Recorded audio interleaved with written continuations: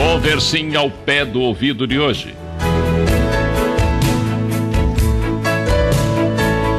O Eduardo Rocha, o engenheiro Eduardo Rocha de Santos, ele fez uma pergunta que eu achei por bem, viu, Eduardo?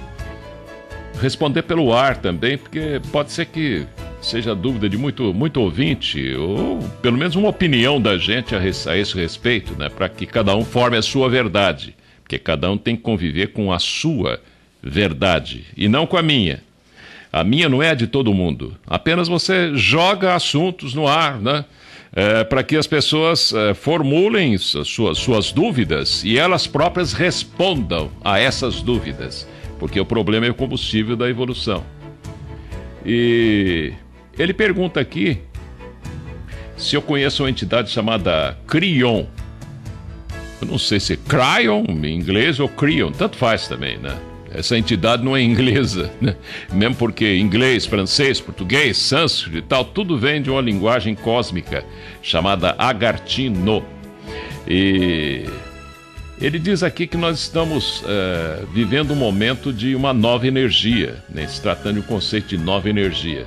Entidade que é muito interessante, seguindo uma linha parecida com o que a gente fala aqui. Eu, sinceramente, não conheço, gostaria até de saber alguma coisa a respeito. Mas, no final das contas, é tanta novidade por aí que a gente vai ler ou vai se informar, acaba batendo com seres que a gente já conhece com outros nomes. E como se nome fosse importante, né? Se eu me chamasse José, seria a mesma coisa, eu estaria falando do mesmo jeito aqui. Ou Antônio, ou Michael, né? Tanto faz.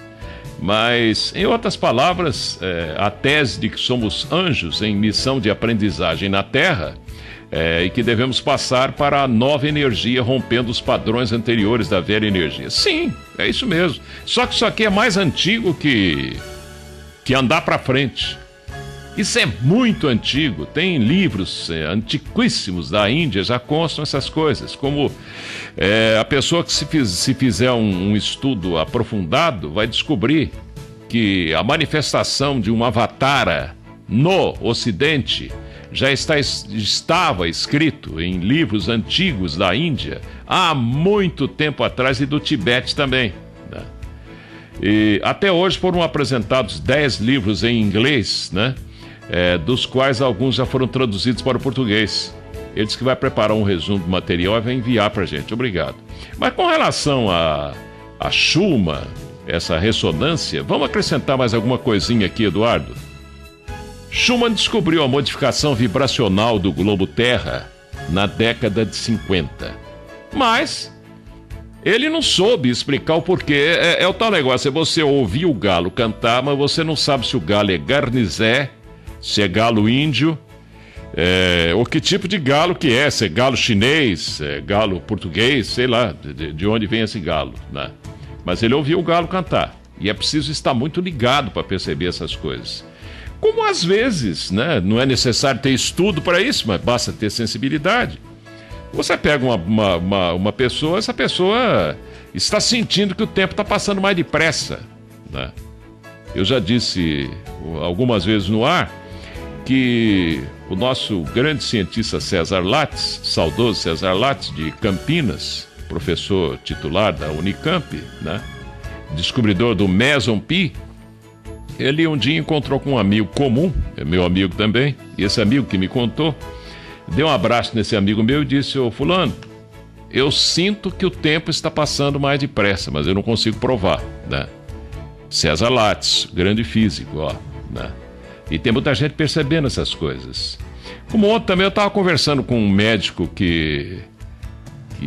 um grande endocrinologista, professor da Universidade de São Paulo e amigo da gente, Dr. Edson Luiz Arioli, né? Ele que me pegou no pé ontem por causa da diabetes. Você precisa mudar a comida aí, Carvalho, tá mal, sua diabetes tá alta, né? E realmente, né? Verdade. É como se eu fosse um indivíduo que tivesse um controle absoluto sobre mim mesmo. Se eu tivesse, eu não estaria encarnado aqui, pode ter certeza, né? A gente não consegue ficar aqui, nessa terceira dimensão, sem ter alguns defeitos. Eu estou dizendo isso, sabe por quê? Não é para que você fique compadecido de mim mesmo, não é isso. É que é pelos nossos defeitos que nós ficamos aqui, para consertá-los. Então, benditos sejam os nossos erros e defeitos. Não podemos ficar incidindo nos mesmos erros o tempo inteiro. Aí é muita renitência, é burrice, né? Aí é muita burrice. Chega um ponto que não dá mais para você ficar aqui, né? Então, o doutor Arioli estava contando o seguinte: o caipira, ele que também é do interior, né? O caipira descobre se ele está com glicosura ou açúcar na urina. Sabe como, Ailton? É quando ele faz xixi atrás da bananeira, né? Como se estivesse atrás da bananeira, né? Ou na árvore, sei lá o que, lá no meio do mato, as formigas vêm e vão no xixi dele. Por quê? Porque tem açúcar. Aí ele descobre que não está bem, né? Aconteceu com seu pai lá, não? Que está com diabetes também? Então, aí, ó. Pois é. Schumann, então, descobriu o estado vibracional do globo. Mas ele não sabe por quê. Ele não sabe que foi devido a um fato acontecido aqui no Brasil, que não vamos entrar em detalhes, porque isso não importa. E que essa manifestação de um avatar no Brasil já está escrito em livros antigos. E muita gente estava esperando. Inclusive, o próprio professor Henrique Zé de Souza, fundador da Sociedade Brasileira de Obiose, ele dizia que ele deveria se manifestar de corpo presente em 2005. 2005 já foi, e o pessoal anda perguntando, cadê Maitreya? Ah, mas aí vamos ver o que ele falou a mais, né? Dia chegará em que a humanidade não precisará mais de messias, enviados divinos, avataras. Avatara é mais ou menos aquilo que o espírita chama de médium, né? Só que esse médium, que é o avatara, ele tem consciência das coisas, enquanto o médium que recebe uma entidade que incorpora nele não tem consciência das coisas, né? Quando você é avatarizado, você sabe quem que está falando por seu intermédio, onde ele está, o SIC dele, o RG dele, etc, etc, etc, né? É diferente. Essa é a diferença. Então, esse Avatar Maitreya deveria se manifestar em corpo presente, ou, dizia o professor Henrique Zé de Souza, ele não precisaria vir se houvesse condições de seres aqui da própria terra, do Brasil e do mundo inteiro, né? Porque aí ele teria como ponto de concentração o Brasil, né? Para futuramente a gente ter o povo de Ra, Sol, Brasa, Fogo, Brasil, Argentina, Tá, Prata, etc. Fazer o jogo da Hatha Yoga, que uma vez nós comentamos aqui pelo ar.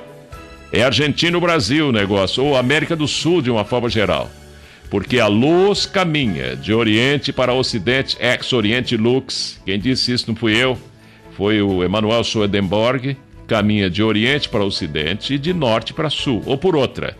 Em cada momento, uma instituição esotérica tem o facho de luz, ou a verdade cíclica. Portanto, ela é passageira também. Até essa verdade do Avatara ou do Messias, aquele que tem uma Messes aqui, ela é passageira. Então, portanto, não tem escola esotérica que fica no tempo para sempre com a verdade eterna. Não. Ela conserva as bases estruturais de um passado que serviu para montar esse presente que nós estamos vivendo aqui agora, e presente esse que nós estamos preparando nele o futuro que vamos ter, né? E depende da gente esse futuro, claro, né? Por isso que a gente precisa ter consciência dos atos e tal, etc, né? Mas então, essa tal era de Aquário que detonou a partir de um fato aqui no Brasil, de 24 de fevereiro, é que começou a mexer com o estado vibratório da Terra inteira, desse globo todo, né? O Brasil não é pouca porcaria não, compadre, né? O Brasil não é esse monte de corrupto metendo a mão em dinheiro, não, é muito mais que isso. Aliás, é onde há muita bagunça que você tem experiência, você tem tendência para organizar melhor. O que já está organizado já deu frutos, então tem tendência de decair e morrer, acabar. Ou não, é questão de lógica, né? Então, essa manifestação desse Avatara poderia, como dizia o professor Henrique Zé de Souza, diluir-se em pessoas afins com este estado vibratório superior, ou no estado vibratório mais rápido, né? Onde exige mais rapidez de pensamento, exige mais exercício mental das pessoas, poderia diluir-se em pessoas afinizadas com ele. E quem são essas pessoas afinizadas com eles? É só você ir nas livrarias aí, você vai ver, né? É ouvinte nosso que manda e-mail pra gente, que tá procurando tentar entender essas coisas que estão acontecendo, livros novos que estão surgindo por aí, então, seres que mantêm contato de outra dimensão pra cá, não importa se trocando de nome ou não, o que interessa isso, né? Trocar de nome, o importante é o que está realmente acontecendo. Agora, a maioria dos seres que habitam a Terra não estão entendendo coisa alguma do que está acontecendo. E não estando a entender coisa alguma do que está acontecendo, né? Não podem ficar aqui, evidentemente, né? Como é que você pode pegar um professor e falar, agora nós vamos explicar física quântica? Aí o pessoal fala assim, nós não estamos entendendo nada, não dá para você começar a falar, pegar na mãozinha nossa para ensinar a gente a escrever primeiro? Eu não estou falando que todo analfabeto é burro, não é isso, hein? Por favor, já fiz ressalva aqui. Daqui um pouco você vai falar, quer dizer que todo analfabeto vai pro inferno e o resto vai tudo pro céu. Ora, então Renan Calheiros e a turma dele aí, os anões, o orçamento, aquela turma já tá tudo no céu, porque tudo tem curso superior, né? Não é assim não. Tem o coração também, tem a compreensão da vida. Eu já mencionei várias vezes, se a gente não faz essas ressalvas, né? O pensamento dá aquela desviada e você conclui alguma coisa erroneamente por aí e sai dizendo que a gente disse que, e não disse nada, né? A linguagem falada é muito falha, ela falha muito. A linguagem escrita também falha, mas falha menos. A linguagem simbólica, ela sempre foi adotada pelo esoterismo, porque essa sim, ela persiste mais e melhor através dos tempos, mas mesmo ela, com o tempo, ela decai, ela degenera, ela perde aquele sentido inicial. Por exemplo, houve uma tradução do que está escrito na Pedra da Gávea. Muita gente sabe que tem coisa escrita na Pedra da Gávea, né? O Bernardo Azevedo da Silva Ramos, chamado Champollion brasileiro, ele traduziu aquilo lá. Iet Baal, primogênito Badesir, Tiro Fenícia, 800 não sei o que antes de Cristo, né? Ora, ele traduziu um negocinho errado. O professor Henrique Zé de Souza explicava isso, né? Mesmo conhecendo línguas mortas, né? Mesmo tendo estudado línguas mortas, houve algum errinho. Por quê? Que a língua fenícia antiga era uma língua cuneiforme, aspirada, e que os símbolos precisam ser muito bem analisados, né? E compreendidos. Então, ele teria que ter tido um conhecimento esotérico de boca a ouvido superior para ele poder traduzir mais acertadamente. Então, não está escrito Iet Baal, primogênito, não, está escrito Iet Baal, Iet Baal Bey, primogênitos, Badesir, Tiro Fenícia. São os dois filhos de Badesir que veio ao Brasil para tentar acelerar o processo da vinda de Maitreya em 800 antes de Cristo. Você sabia dessa, não? Qual a escola esotérica que já ensinou isso? Você não pode ensinar o que não foi desvelado ainda, não era momento para isso, né? Aí que tá. E não quer dizer que a escola esotérica que conta isso seja a melhor de todas. Não existe isso, né? Existe uma que está encarregada de contar um pouquinho mais, é sempre por acréscimo a iniciação dos seres à Terra. Bom, então essa manifestação aqui na Terra desse tal Avatar Maitreya está diluída nos seres, né? E a avatarização é isso, são seres dos degraus da escada de Jacó, que são 9 degraus, que se avatarizam ou se projetam dentro de um ser adrede ou anteriormente já preparado, encarnação após encarnação. Esse ser lutou contra ele mesmo o tempo inteiro para se aperfeiçoar no sentido dos justos et perfectos maçônico e chegou a um ponto que não dá, tem que ser aquele cara ali. Então ele é o Avatar, pronto. Mas os que se projetam nele são seres de outra dimensão e não extraterrestres, Eduardo. Tá percebendo aí a diferença?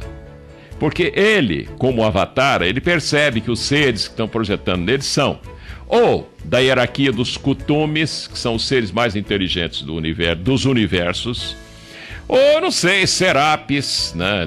E são hierarquias de seres, não é nome de uma pessoa só, não, né? Você tem, por exemplo, os Abiala, os Najib, os germanos, né? São seres Moria, né? Ou Moriá, como queira, né? Tanto faz, né? E esses nomes todos aí são nomes de hierarquias que correspondem aos 7 chakras, ou 7 caminhos, ou 7 atividades do ramo do conhecimento esotérico do ser humano, ou a maneira esotérica de ver. 7 ramos do conhecimento esotérico que você pode transformar em dezenas de conhecimentos outros derivados desses 7, claro, né? Para dar a química, a física, a matemática, a arte, a engenharia, a não sei o que mais, essas atividades todas que o ser humano tem no planeta, né? Você pergunta se psicografias são importantes. São, sim, tem psicografia realmente, mas houve um caso, por exemplo, de um famoso psicógrafo brasileiro, não vou contar o nome dele aqui, em que um amigo nosso, que era grande amigo dele, dizia: você tem certeza que isso aqui é psicografia? Ele falou assim: sinceramente, eu acho que não, né? E ele teve uma explicação desse amigo, que era um tremendo mestre também em assuntos esotéricos, explicou para ele que ele tirava isso aí de um repositório que hoje os kardecistas conhecem bem, chamado Akasha, anais acásicos, como os espíritas chamam, né, os kardecistas, né? Ou um computador central que é dividido em 3 fases. Aí o pessoal já não conhece mais. 3 fases. Uma primeira fase, uma segunda e uma terceira. A primeira fase equivale à onisciência, ou todo o conhecimento de Deus, aquilo que dizem que Deus tem. Mas que, na verdade, conhecimento é só o que passa pela experiência. Então são 4 dias da criação para trás. Para frente não, porque são 10 dias no total. Nós não passamos pela experiência. Como é que esse Deus vai ter essa experiência se ele tem as experiências por nosso intermédio? Tá entendendo como é que é a história? Depois você tem onipresença de Deus. É o indivíduo que vai trabalhando as suas células, seus neurônios a tal ponto, etc. Que chega um momento que ele consegue se transmutar, pular de globo em globo, viajar pelos universos paralelos, e um dia nós poderemos fazer isso também, daqui a alguns setilhões de anos, sei lá. Nós vamos fazer isso sem máquina do tempo. Não vamos precisar de máquina do tempo, túnel do tempo, nada disso, né? Vai ser uma festa no seu rádio, né? Já pensou? Uai, brincar de pique nesses universos, né? Eu pulo de um universo pro outro. Achei o Ailton, ele tá lá. Ah, que lindo. Mas, e um terceiro momento cósmico, uma terceira fase, né? Desse Akasha, que é considerada a onipotência de Deus. Pronto. Aí estão também os 3 chakras superiores, né? Onisciência de Deus, chakra laríngeo no ser humano. Onipresença de Deus, chakra da testa, o frontal. Onipotência de Deus, o chakra coronal. Pronto aí. Mas esses 3 chakras em nós estão começando a atividade ainda. O ser humano é muito novinho, é muito infantilzinho, muito criancinha ainda para mexer com essas coisas. Mas é preciso ir sabendo disso aí, né? Para não ficar enfiando o dedo na tomada a todo instante.